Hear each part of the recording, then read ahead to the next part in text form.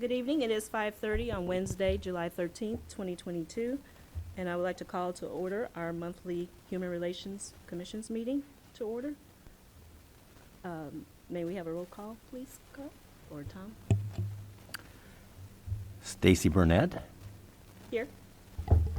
Asako Kanasi Leggett, Here. Peter Resnick, Here. Julie Robinson Schaefer, Here. Greg Schroeder. Here. All right, looks like we have a full house. We have a quorum, so moving on to approval of our agenda. Is anybody make a motion? I'll move to approve. Second. All right. Julie has made a motion, and Greg has second. So that motion carries to approve the agenda. Moving on to, Yep, you have to take a vote. oh, I'm sorry. But you can take a voice vote. Okay, all in favor? Aye. Any opposed? All right, that motion carries. Thank you. Moving on to approval of the minutes. Looks like we have two sets. One from June 8th and June 16th was a special meeting. Is there anyone who make a motion to approve? I motion to approve. And I will second. All right, we Both have sets. a motion from Aseko and second from Pete. Any revisions or modifications? All right. So we'll take a roll call vote. Make a motion to vote split. Okay. All in favor? Aye. Any opposed? All right. Moving on to public participation. Having none, seeing none. We'll move to number 5, which is unfinished business. And it doesn't look like we have any there as well, so we're going to move on to new business with the EEO workforce statistics. And it looks like we have 7 up for recommendations. And I did want to make note on one before we move forward, the loyalty media. I believe on their paperwork, it was locality in their paperwork. I think there's a typo. You can check that. Which one, say it again? The one we have for loyalty media, doing business as first due. When I looked Oh, at the First Due. paperwork on their EO form, they had locality Oh, media. So if we could make sure that's I think we updated. saw that, they had, they're also known as. Known as, Tom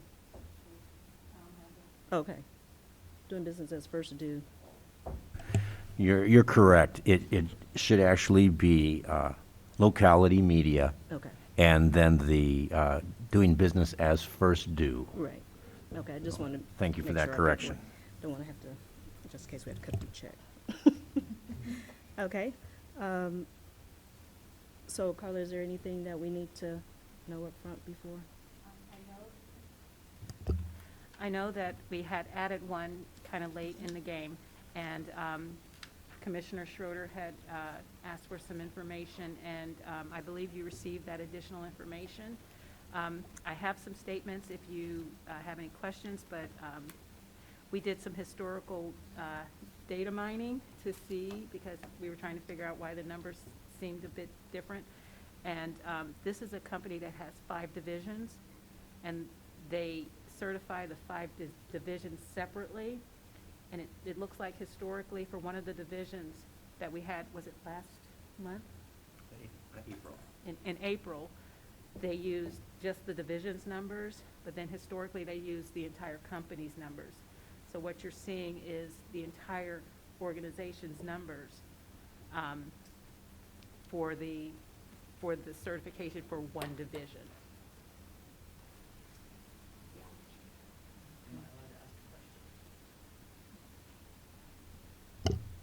Sure, go ahead.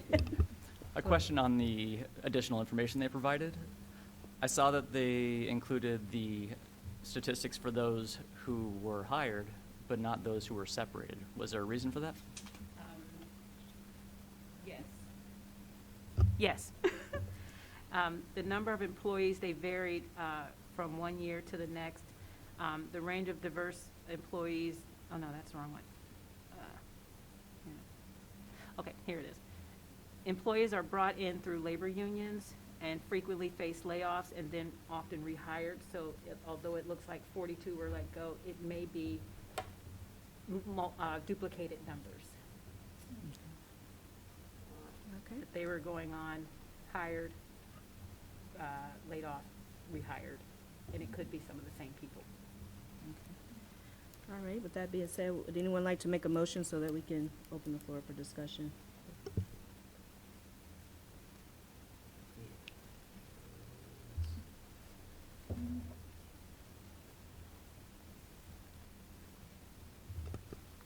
I did have a question. About Koenig Body and Equipment, they're located in Peoria, correct? And Peoria has different labor percentages and everything in their area, so maybe just taking that into account when we consider their hiring demographics.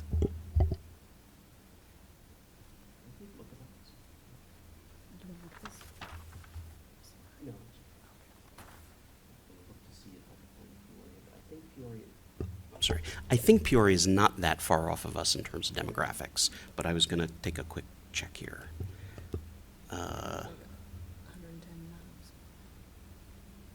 Yeah, let's see. Demographics. Because all things in Wikipedia are true, but so they are, with a population of about 60,000, they are 60% white, 27% black, 0.2% Native American or Alaskan, 4.5% Asian, small Pacific Islander, small other race, mixed race 3%, Hispanic for almost 5%. Oh, and actually, that was from 2010. 2020, 53% white, 27.5% black, 6 point something Asian, 5% mixed race, 7% Latino. So actually more diverse than here. Thank you. Okay, would anyone like to make a motion for recommendations so that we can be able to discuss further?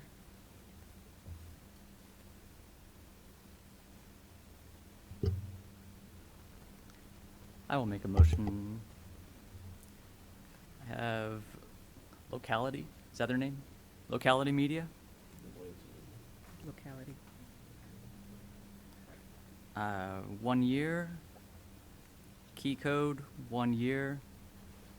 Koenig Body and Equipment, 6 months. ABC Sanitary, 2 years. 217 Incorporated, 1 year. Andrews Technology, 2 years. And Champaign Signal and Lighting Company. Am I allowed to leave it up for debate, or do I need to give a number? You have to give a number for the we can always debate the motion. 1 year. I'm sorry, what'd you say for ABC Sanitary? ABC, 2 years. I'll second that. Okay, Greg has made the motion, Pete second. Floor is open for discussion. That sounded about right to me. The 6 month, 1 year distinction, I think I understand why you made it, because the numbers were just especially not great.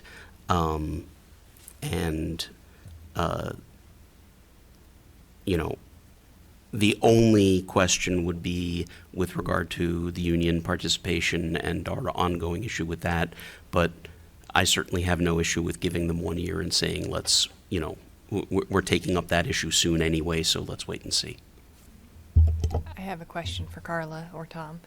On those that are 6 months or 1 year, I guess I always want to make sure that we're not impeding city contracts with that.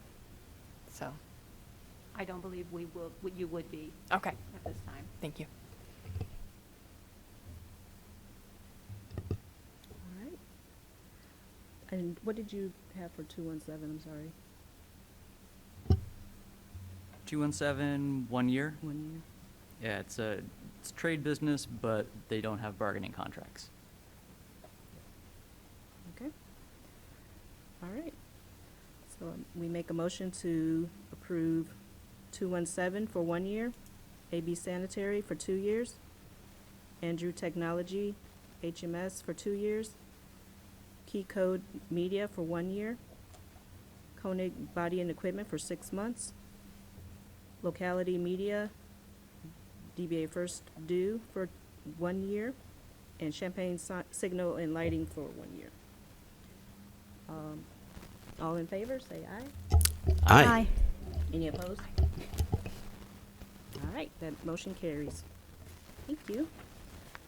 All right, moving on to rules for our next item on the agenda, which is rules for handling the 1222G reports of city discrimination. And I'm gonna pass this over to Julie. Okay, so recently, the ordinance was updated with 1222 subpart G to put together guidelines for, I believe, discrimination complaints against city employees, correct? Okay. There was a small subset that got together to work on a process for these complaints that we received, because we did have in the ordinance that we would receive them, and we received a complaint and had no process. So what you have been provided in the hard copy is the process that we came up with to get it down for review and discussion, and several questions that we still had related to the process and how certain aspects would work related to confidentiality, FOIA, Open Meetings Act, all of that. So I don't know that anybody's had a chance to fully dig in, so we'll talk through the process real briefly. I know the previous complaint received, as well as one that came through today, I believe was emailed to all commissioners as well as the officer. So everybody has already received the information, which goes to subpart A. Any commissioner may receive the report. If you do receive a report individually, then it should be forwarded to the chair, who will acknowledge receipt to the person making the report. So, congratulations. The chair would then add discussion of the report to the agenda for the next regularly scheduled monthly meeting. The report, either the report or a summary of the report, would be provided during that meeting. That's where it comes into assuring that it does not identify the complainant. We are not going to identify the complainant publicly. The commission will publicly review the report while maintaining confidentiality of the complainant. During the review, the commission is going to determine who in the city government needs to be involved with regarding the report. So depending on the type or the nature of the complaint, what division within the city offices may be involved, we will have to work on that. The chair will then assign 2 members of the commission to investigate the details and report back to the commission. The commission will then publicly review those findings once those details have been investigated, what actions the city has taken to that point, and then will assign 1 member of the commission to work with the Human Rights and Equity Officer, right? Okay.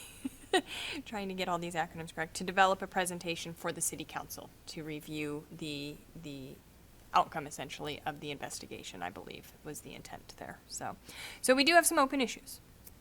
You know, some of the questions are, how do we address redaction for our agenda packet to keep the complainant confidential? In the cases that we've received to date, all of us have received those complaints. I don't know that it's been an issue currently. However, it may come up in the future. What if the Office of the Human Rights and Equity Officer is the subject of the complaint, right? Due to the perceived conflict of interest, how would we store that complaint? How would FOIA be addressed in that, in that instance? I believe Carla did some digging on the possibility of doing closed sessions to discuss these complaints. I redid the Open Meetings Act training recently. I don't believe we have any basis to close a session to discuss, but I could be misreading. The one that Carla sent a few that were possible. Mm-hmm. The one that stood out to me that's a possibility is if, the person who supposedly did the discrimination could be subject to employee discipline Okay. because of our discussion. We could, and I don't think we're required to, but we may want to go into closed session Okay. to discuss those details. Obviously, everything else has to be done in the open. Correct. But if we're identifying a person who could be subject to discipline, we might want to not reveal their name publicly or something like that. That's a good point. Okay, thank you. But the rest of them, I couldn't figure out a Yeah. way for Couldn't that either. to make sense, so I think that's the only one we have to worry about. Okay. And maybe we write that up in the rule itself. And, yeah, right.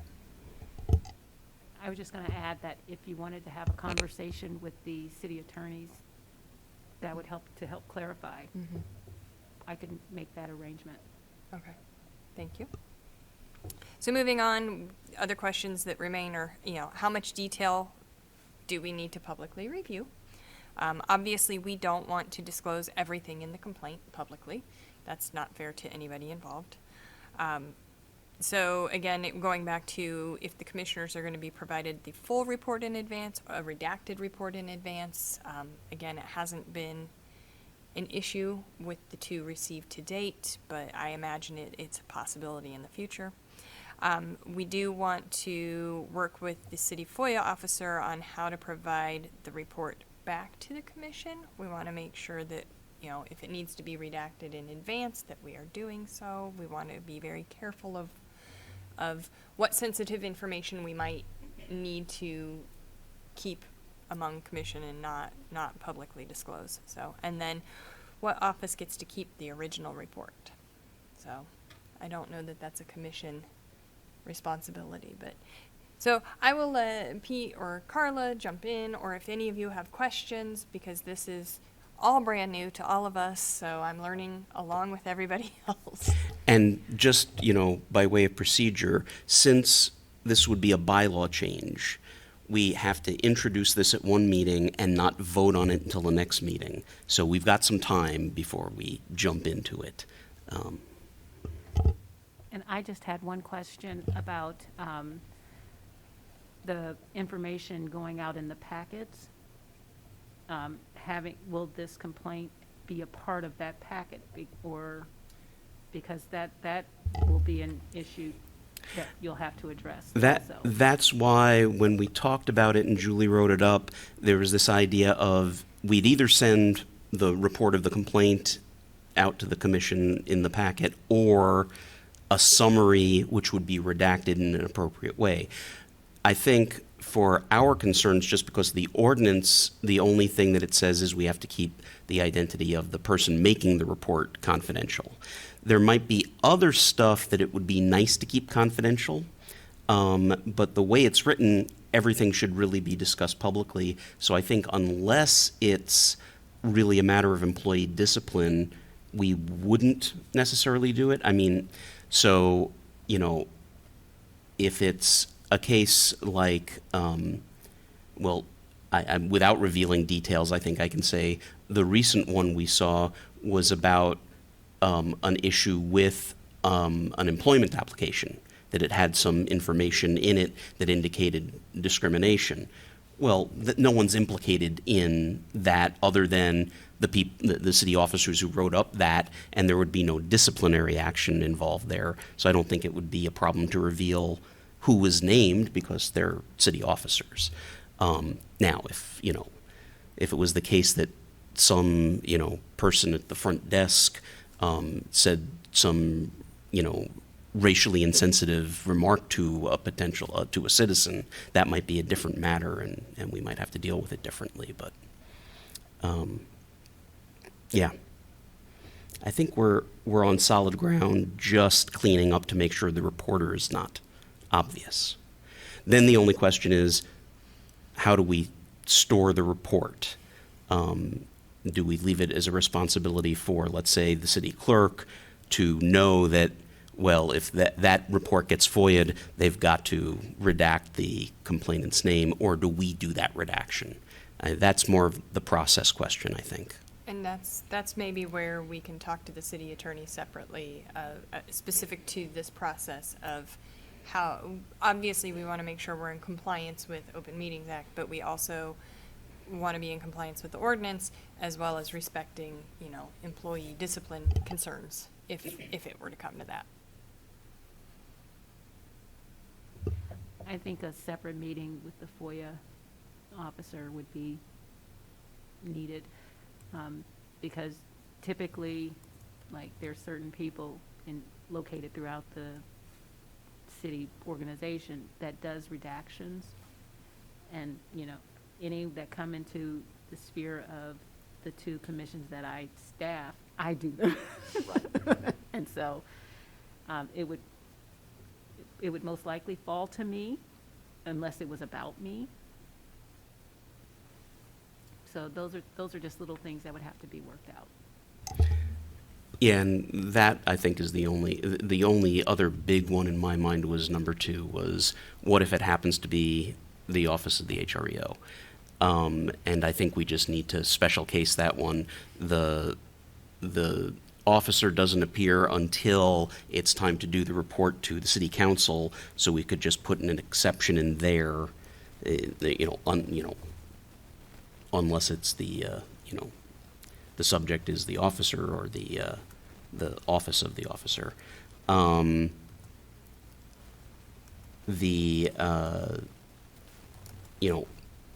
My inclination is not to go into way too much detail in the bylaw, so long as it's broad enough to cover us, and then we can figure out the details later. I think that's okay. I don't know, Carla, if you have a particular feeling about that. I like detail. Yeah, Because it helps me move forward. But I just don't want to paint us into but I a do corner. Yeah, and I was going to say, I do understand you want to have, some leeway to be able to make some decisions. I think that would be my concern of putting too many details in this, is that we would then have to list every exception and every possibility. If it's a little bit broader, then we have the ability to adapt for each situation. Because we don't know, I mean, obviously, we've only received 2 to date, so we don't know yet what they're going to look like. And just from experience from the other side of my house, they can be vastly different. And so it's good to have some leverage, to be able to make some decisions. I would just ask for a healthy balance, because it could be too broad where Yes. I would, and I have that too, where I struggle to, how do I fix this, because it's too broad. There's no definition. That is fair. I have a question. So how often will we be able to amend this for it to accommodate certain situations? I think the bylaws we wouldn't want to do too often, simply because it takes 2 months to do it, right? So I think we want to come up with something that's relatively solid. And again, that goes back to the broader it is, the less likely we'll have to amend what's in the bylaws. We can just adjust, the procedures around them a little. If the bylaw said you have to keep the name confidential, how we keep the name confidential, whether that's redaction or we put it in a special folder or we don't talk about it or whatever it is, I would say make the rules broad enough so we don't have to go back to it a whole lot. And so, just to confirm, are the rules what we're considering the bylaws that need to be approved next meeting or thereafter? And then the open issues are the details we're trying to figure out around that.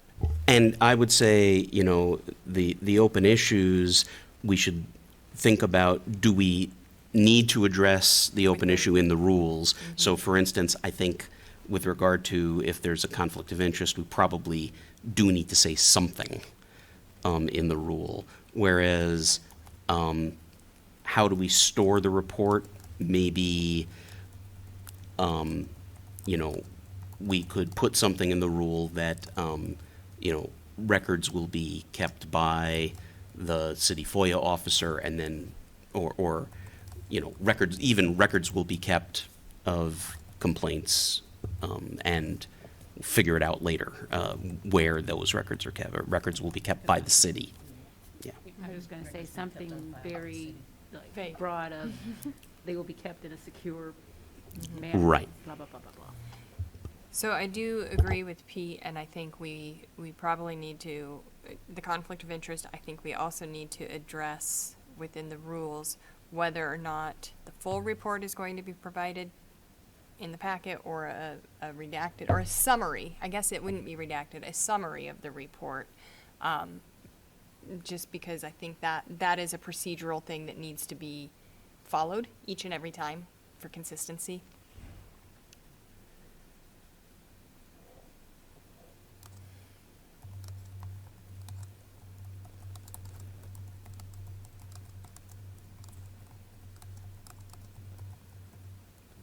So with that, would there be, a list of what needs to be included in the summary so that whomever is creating the summary will know exactly what to put in it to make it be consistent each time? I think that we could keep separately and not put in the rules directly, just keep, as sort of, and then maybe this would be a good thing to have overall as sort of, chairs or vice chairs cheat sheet. And this would be the kind of thing, if you're preparing a 1222 thing, here's what to do. A template or something? Yeah, some sort of template for the officer to keep in a file. Okay.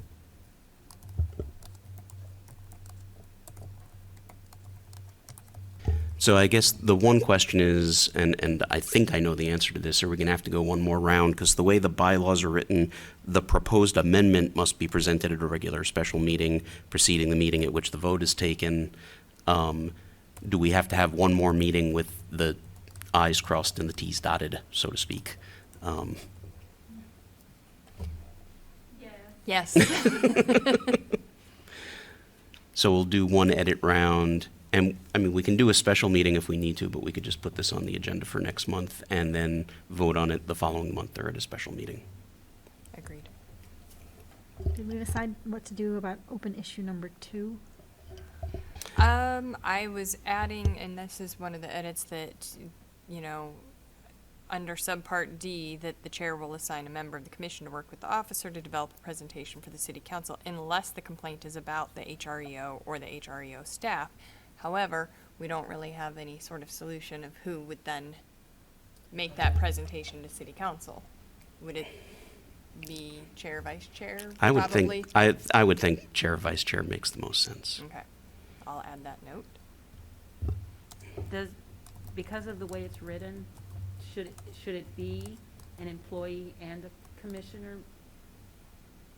Oh. So yeah, what does it say is that what it says in the ordinance? What does it say in the I ordinance? don't remember. It says that the officer and the a commission member would, I believe.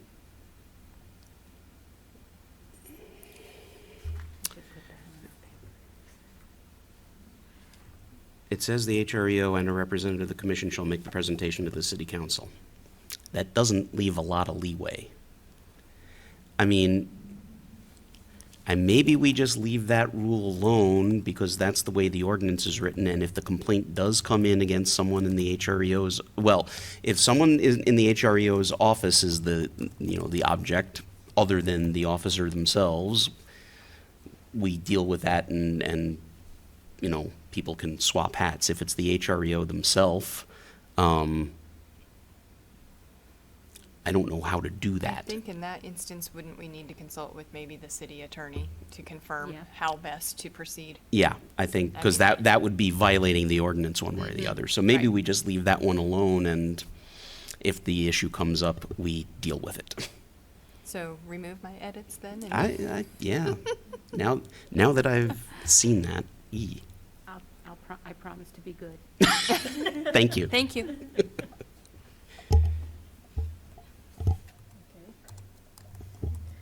All right, thank you, Julie and Pete.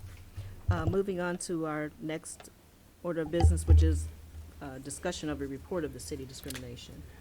Pete? Yeah, so now we've had two. My overall inclination, I received the first one as chair, and so I replied to that one, and we just received the other one today. In both of these cases, again, not giving away anything confidential, they seem pretty straightforward as to, I don't think the people involved are going to say, I didn't do that. They may say, I had reasons for doing that. And we're talking about, either elected officials or city officers here. We're not talking about some random employee at the city. So I don't think they're going to be complicated to do the investigation part about. It's going to go talk to those people and figure out whether that was a reasonable thing to do or not, and why it happened that way. I guess the only question is, do we start turning that crank before we settle on the rules, or do we wait to settle on the rules? I vote wait on rules, and I know that's likely going to be disappointing to the complainant. Right. But I want to make sure that we are working in accordance with the ordinance and have some rules in place so that everybody is got a framework for how to proceed. Yep. I can't disagree. If anything, maybe that says that once we come up with a solid set of amendments to this, we have a quick special meeting to adopt them, instead of waiting 2 months from now. So, but yeah, I agree. Let's put them on hold, and like I said, they should be straightforward enough to deal with once we have the rules in place.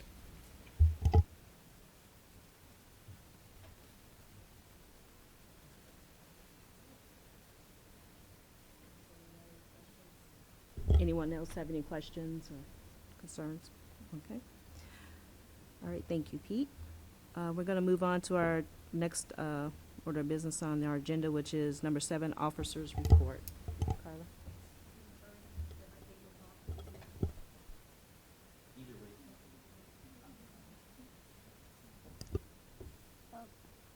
I had one closed case. It was probable cause. It is in the conciliation phase.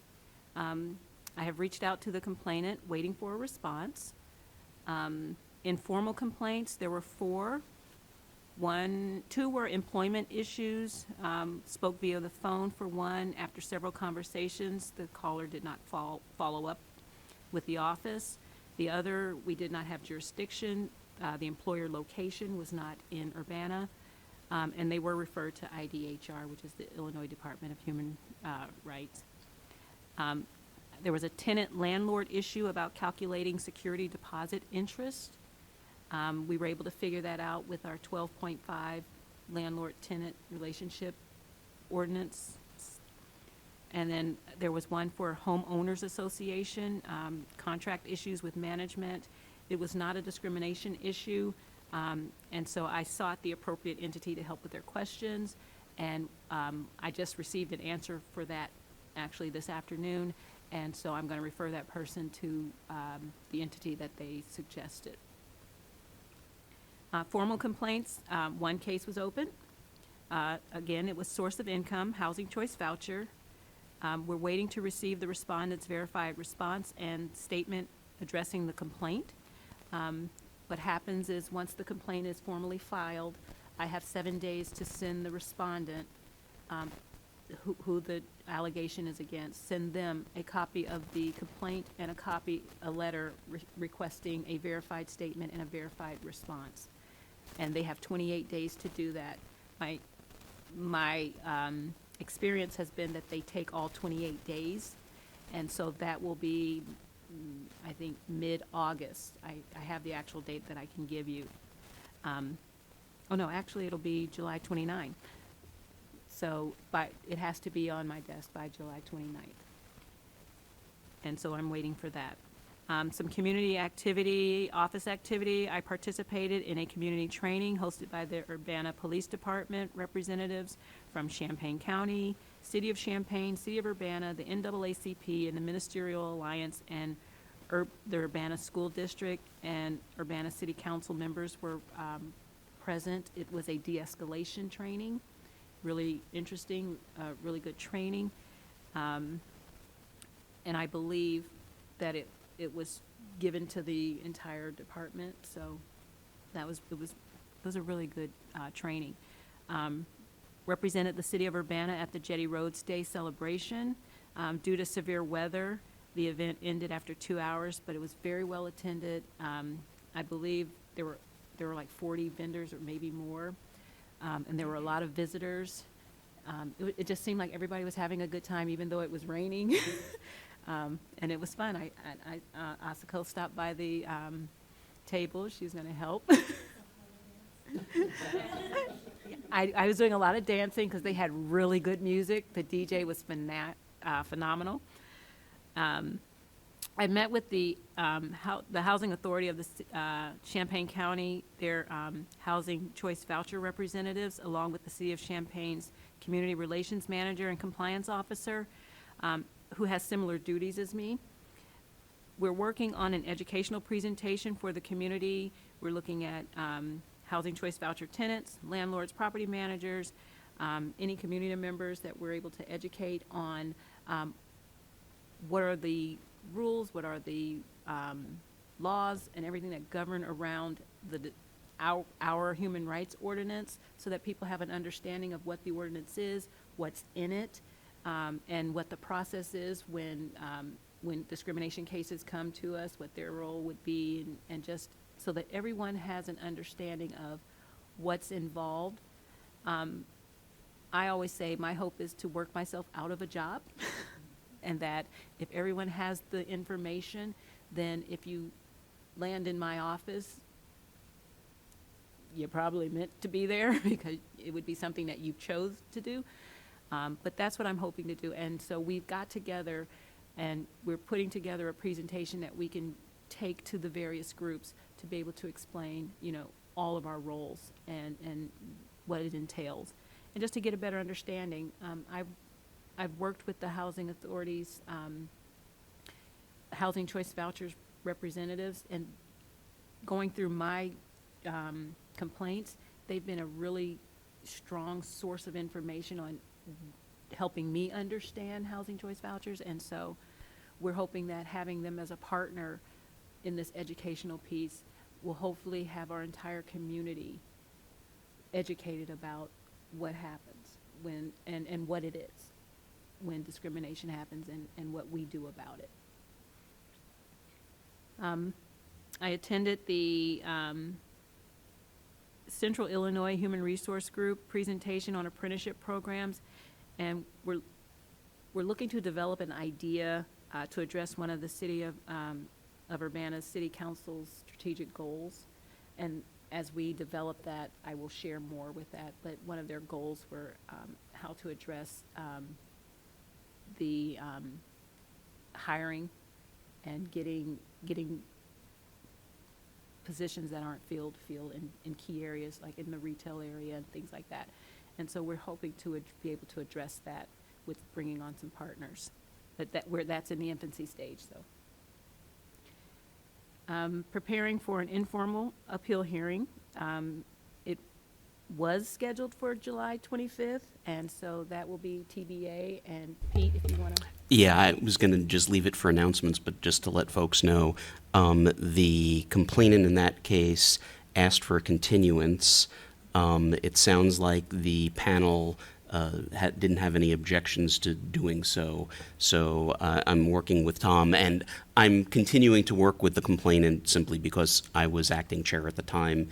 And unless Stacy really wants to take it on, I seem to have a reasonable rapport with him. So I'll continue to do the arranging until it's finally to the appeal. But I'm working with Tom to find some dates that are open. And the last I heard from the complainant, he wasn't actually sure that he was going to continue to go forward with the appeal, but because he's got other things going on as well. But we'll find out, and we're going to work on dates nonetheless. So, yeah, that's all that's going on there. And I've just been preparing for my presentation. So whenever it happens, I'll be ready. As Commissioner Robinson Schaefer had spoke about, I met with the small contingency to work on the process for the 1222G, and attended the Metropolitan Mayor's Caucus DEI Work Group's monthly meeting. It's a meeting that's convened by the Chicagoland Mayoral Caucus, but they invited some of us downstate municipality staff to participate, and so I started participating, and I got a lot of good ideas.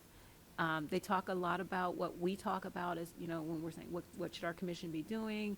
How can we, trainings and all kinds of things like that. So I found it refreshing to get new ideas, and as those come in and I formulate my thoughts, I will present those to the commission. And that's all for this side of the house. Carla, I just wanted to make I was on the website today perusing, and I noticed that on our HRC, on our page, that the 1222G is not listed on ours, on the PDF that's attached in the, under board and commissions application. I have been working to get that changed. The previous version was up there, and then after understanding that there was an updated version, I've been working with IT to get that put up. It is changed in the Muni code and everything, but our physical page, I'm still trying to get that connection. But thank you for reminding me. I will send another email to get that updated. Okay, all right. And Yeah. just as a reminder, that was provided to everybody by email a couple of weeks ago. Yeah. So, And that was when I sent that out to everybody, that's what I was trying to do. Okay. Very good. One question about the report. At the beginning of the report, you mentioned the case that there was probable cause. I think you said closed, but I assume you meant pending. Well, when I say, yeah, it's, the determination was made. The determination was made, but now where is it in the calendar as far as, I know there's a certain amount of time that conciliation is allowed to go on, and then if conciliation doesn't happen, then it can go to hearing. I'm trying to figure out where are we possibly coming into this? Let's see, it closed on I believe the 7th, and so it would be 42 days after that. I have all that upstairs. I don't generally put the dates in my report, but I can. if Okay, you'd so like. not until September, late September It'll at the be- earliest. I believe that's the one that's mid-August. Or mid-August? Yeah, it's either mid-August or late August. 42. Oh, okay, right, 42 days from July 7th. Yeah. Okay, got it.